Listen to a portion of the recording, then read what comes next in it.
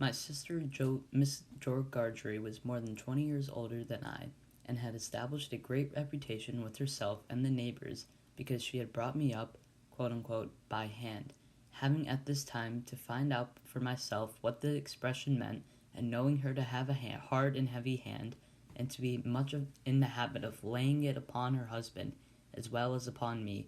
I suppose that Jo Gargery and I were both brought up by hand. She was not a good-looking woman, my sister, and I had a general impression that she must have made Jo Gargery marry her by hand. Joe was a fair man with curls of flaken hair on each side of his smooth face, and with eyes of such a very undecided blue that they seemed to have somehow got mixed with their own whites. He was a mild, good-natured, sweet-tempered, easy-going, foolish, dear fellow, a sort of Hercules in strength and also in weakness.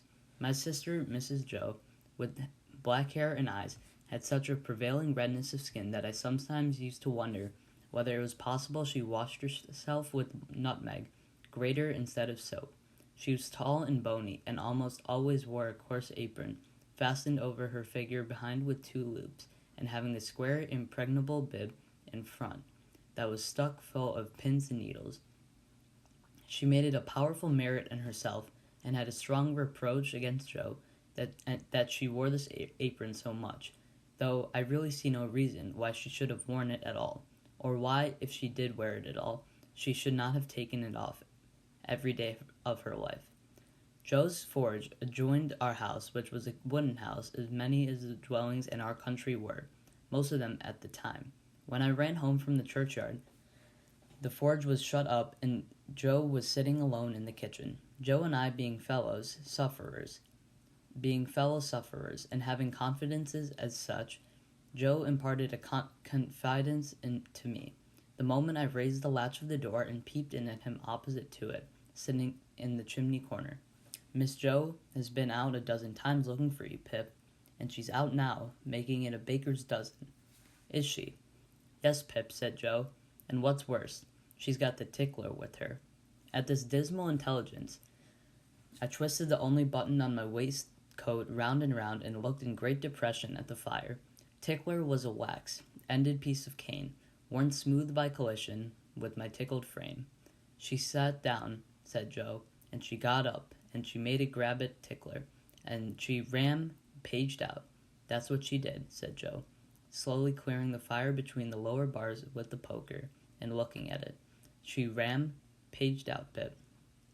Has she been gone long, Joe? I always treated him as a larger species of child, and is no more than my equal.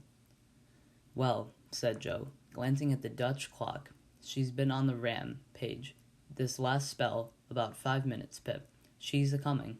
Get behind the door, old chap, and have the jack-towel betwixt you. I took the advice. My sister, Mrs. Joe, throwing the door wide open and finding an obstruction behind it, immediately divined the cause and applied Tickler to its further investigation. She concluded by throwing me. I often served as a connubial missile at Joe, who glad to get hold of me and on at any terms, passed me on into the chimney and quietly fenced me up there with his great leg. Where have you been, you young monkey? Said Miss Joe, stamping her feet. Tell me directly what you've been doing to wear me away with fret and fright and worry, or I'd have you out of that corner if you was 50 pips, and he was 500 jargaries. I have only been to the churchyard, said I, from my stool, crying and rubbing myself. Churchyard, repeated my sister. If it weren't for me, you'd have been in the churchyard long ago, and stayed there. Who brought you up by hand? You did, said I. And why did I do that, I should like to know, exclaimed my sister. I whimpered, I do not know. I don't, said my sister. I'll never do it again. I knew that. I may truly say I've never had this apron of mine off, since born you were. It's bad enough to be a blacksmith's wife, and him a Gargery, without being your mother. My thoughts strayed from that question as I looked discontentedly at the fire. For the fugitive out on the marshes with the iron leg, the mysterious young man, the file, the food, the dreadful pledge I was under to commit a larceny on those sheltered premises, rose before me in the avenging coals. "Ha," said Miss Joe, restoring Tickler to his station. "Churchyard indeed. You may well say churchyard you too. One of us, by the by, had not said it at all. You'll drive me to the churchyard betwixt you one of these days, and oh, precious pair you'd be without me." As she applied herself to the tea things, Joe peeped down at me over his legs as if he was mentally casting me and himself up, and calculating what kind of pair we practically should make under the grievous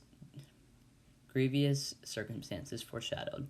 After that, he sat feeling his right, side flaxen curls and whisker, and followed Miss Joe about with his blue eyes as his manner always was at squally times. My sister had a trenchant way of cutting out bread and butter for us that never varied. First, with her left hand, she jammed the loaf hard and fast against her bib, where it sometimes got a pin into it, and sometimes a needle, which we afterwards got into our mouths. Then she took some butter, not too much, on a knife and spread it on the loaf in an apothecary kind of way, as if she was making a plaister, using both sides of the knife with a slapping dexterity in trimming and molding the butter off round the crust. Then she gave the knife a final smart wipe on the edge of the plaister, and then sawed a very thick round of the loaf, which she finally, before separating from the loaf, hewed into 2 halves, of which Joe got one and I the other. On the present occasion, though I was hungry, I dared not eat my slice. I felt I must have something in reserve for my dreadful acquaintance and his ally, the still more dreadful young man. I knew Miss Joe's housekeeping to be one of the strictest kind, and that my larcenous researches might find nothing available in the safe. Therefore, I resolved to put my hunk of bread and butter down the leg of my trousers. The effort of resolution necessary to the achievement of this purpose, I found it to be quite awful. It was as if I had to make up my mind to leap from the top of a high house or plunge into a great depth of water, and it was made the more difficult by the unconscious Joe. In our already mentioned freemasonry as fellow sufferers, and in his good-natured companionship with me, it was our evening habit to compare the way we bit through our slices by silently holding them up to each other's admiration now and then, which stimulated us to new exertions. Tonight, Joe several times invited me by the display of his fast diminishing slice to enter upon our friendly competition, but he found me each time with my yellow mug of tea on one knee and my untouched bread and butter on the other. At last, I desperately considered that the thing I contemplated must be done, and that it must best be done in the least improbable manner, consistent with the circumstances. I took advantage of a moment when Joe had just looked at me, and got my bread and butter down my leg. Joe was evidently made uncomfortable by what he supposed to be my loss of appetite, and took a thoughtful bite out of his slice, which he didn't seem to enjoy. He turned it about in his mouth much longer than usual, pondering over it a good deal, and after all gulping it down like a pill, he was about to take another bite, and had just gotten his head on another side for a good purchase on it, when his eye fell on me, and he saw that my bread and butter was gone. The wonder and consternation with which Joe stopped on the threshold of his bite and stared at me were too evident to escape my sister's observation. "What's the matter now?" said she smartly as she put down her cup.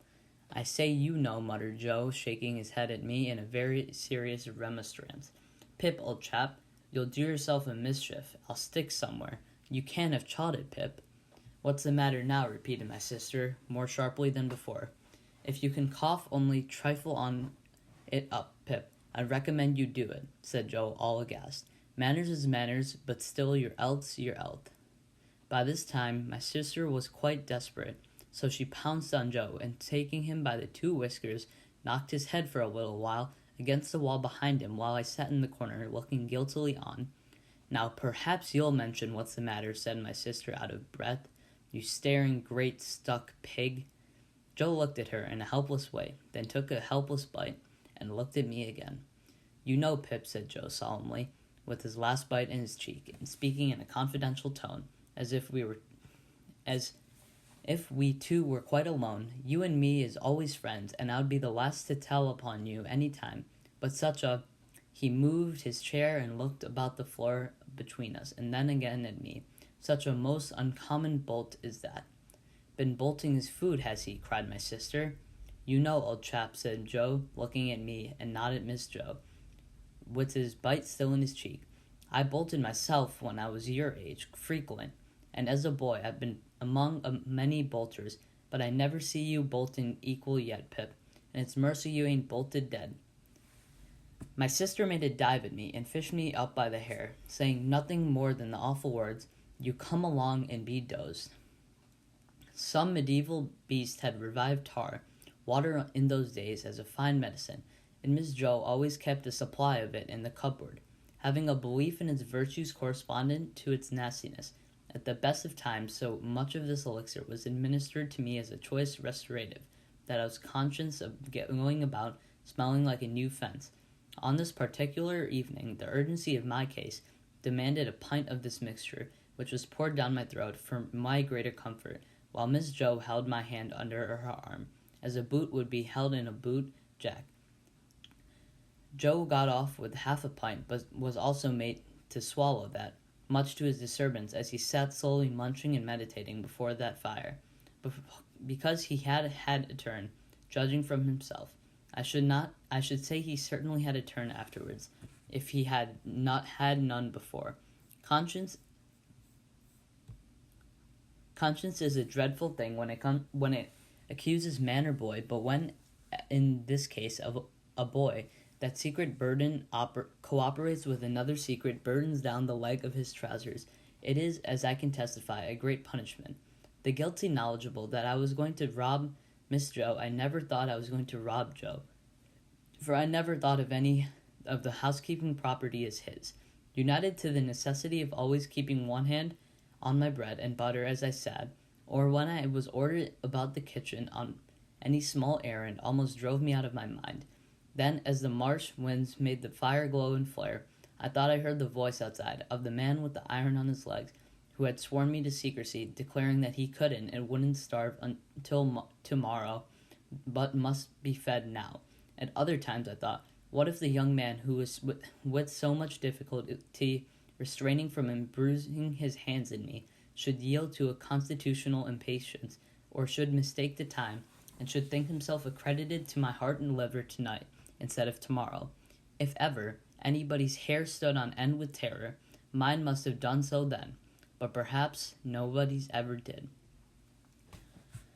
It was Christmas Eve, and I had to stir the pudding for next day with a copper stick from 7 to 8 by the Dutch clock. I tried it with the load upon my leg, and that made me think afresh of the man with the load on his leg, and found the tendency of exercise to bring the bread and butter out at my ankle quite unmanageable. Happily, I slipped away and deposited that part of my conscience in my bedroom. Hark, said I, when I had done my steering, and was taking a final warm in the chimney corner before being sent up to bed. Was that great guns, Joe?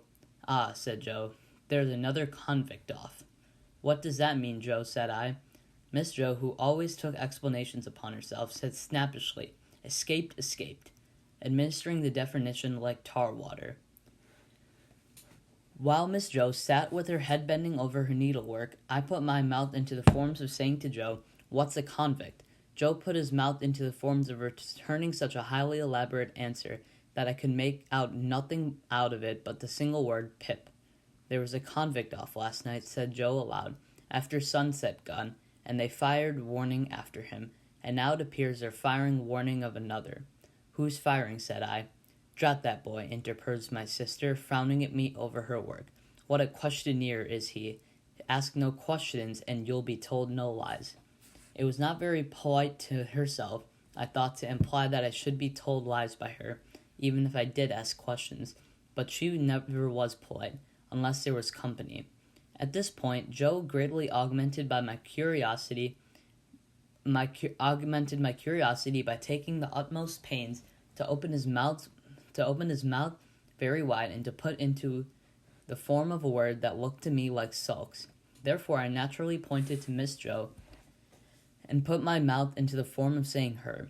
But Joe wouldn't hear of that at all, and again opened his mouth very loud and shook the form of a most emphatic word out of it, but I could make nothing of the word. "Miss Joe," said I as a last resort, "I should like to know, if you wouldn't much mind, where the firing comes from." "Lord bless this boy," exclaimed my sister, as if she didn't quite mean that, but rather the contrary. "From the hulks." "Oh," said I, looking at Joe. "Hulks." Joe gave a reproachful cough, as much as to say, "Well, I told you so." "And please, what's the hulks?" said I. "That's the way with this boy," exclaimed my sister, pointing me out with her needle and thread and shaking her head at me. "Answer him one question and he'll ask you a dozen directly. Hulks are prison ships right across the meshes. We always use that name for marshes in our country." "I wonder who's put into prison ships and why they're put there," said I, in a general way and with quiet desperation.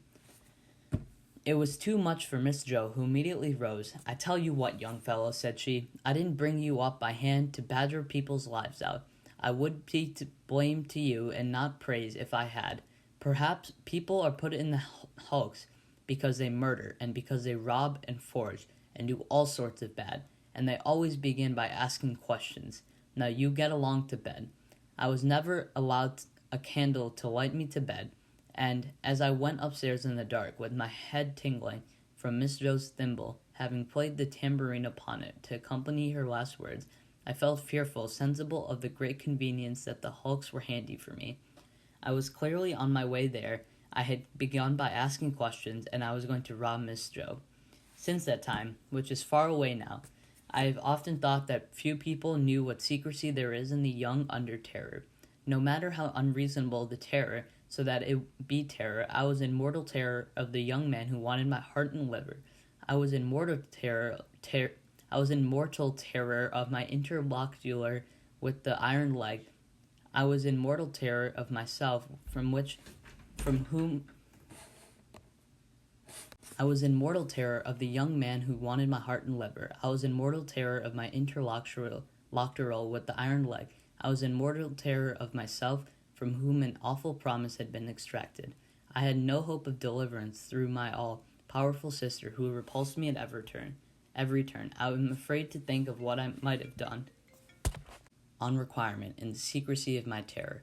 If I slept at all that night, it was only to imagine myself drifting down the river on a strong spring tide, to the hulks, a ghostly pirate calling out to me through a speaking trumpet as I passed the gibbet station, that I had better come ashore and be hanged there at once, and not put it off. I was afraid to sleep, even if I had been inclined, for I knew that at the first faint dawn of morning I must rob the pantry. There was no doing it in the night, for there was no getting a light by the easy friction then. To have got one, I must have struck it out with flint and steel, and have made a noise like the very pirate himself, rattling his chains. As soon as the great black velvet pall outside my little window was shot with gray, I got up and went down the stairs, every board upon the way, and every crack in every board, calling after me, "Stop, thief, and get up, Miss Joe," in the pantry, which was far more abundantly supplied than usual, owing to the season. I was very much alarmed by a hare hanging up by the heels, for whom I rather thought I caught, when my back was half turned. Winking, I had no time for verification, no time for selection, no time for anything, for I had no time to spare. I stole some bread, some rind of cheese, about half a jar of mincemeat, which I tied up in my pocket handkerchief with my last night's slice, some brandy from a stone bottle, which I decanted into a glass bottle I had secretly used for making that intoxicating fluid, Spanish licorice water, up in my room, diluting the stone bottle from a jug in the kitchen cupboard, a meat bone with very little on it, and a beautiful round compact pork pie. I was nearly going away without the pie, but I was tempted to mount it upon a shelf to look what it was that was put away so carefully in a covered earthenware dish in a corner, and I found it was the pie, and I took it in the hope that it was not intended for early use and would not be missed for some time. There was a door in the kitchen, communicating with the forge.